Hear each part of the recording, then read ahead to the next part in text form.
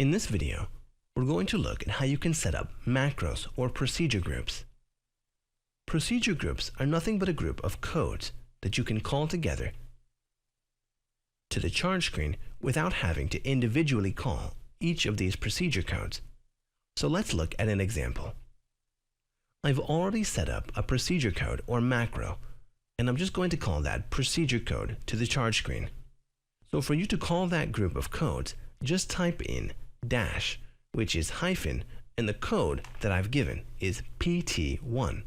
So I'm just going to type that PT1 in there, and when I type that in, you can see that it shows that group and also the codes that are attached to the group. So when I click on it, it brings all those codes to the charge screen in one single step. This is how you can call a group of codes to the charge screen. Let's see how this procedure group is set up in the system. We'll take the same example. So to go to the setup screen, we want to go to the procedure setup screen. On the procedure setup screen, I'll click on the group code dropdown because I've already set up this procedure group code, which is PT1. I'm going to just hit search here to bring up that list of codes. So these are the list of codes that are attached to the group. And let's see how this was set up. You can see that on the right hand side, all these procedures are attached to the group PT1. Just the last code here is also attached to two groups, PT1 and PT2. Now we'll see how you can have a code attached to multiple groups and also to one single group.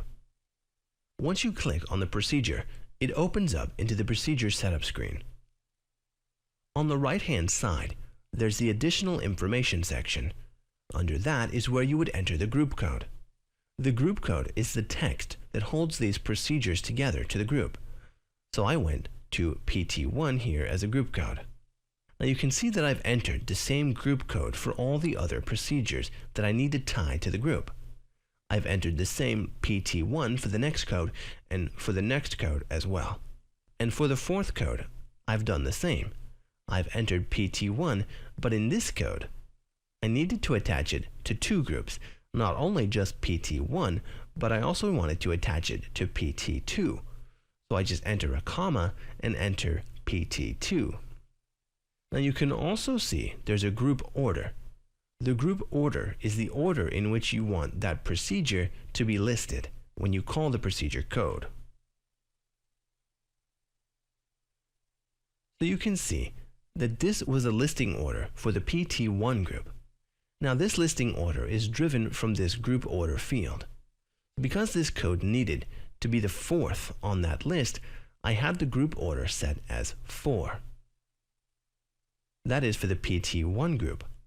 Now for the PT2 group, I wanted this code to be second on that list. So that's why I have it as comma 2. So if you want a code attached to multiple groups, you'll have the code, the first code, comma, the second group code. Similarly, for the ordering as well, you'd enter the first order and then a comma for the second group and then the order you wanted to appear in the second group.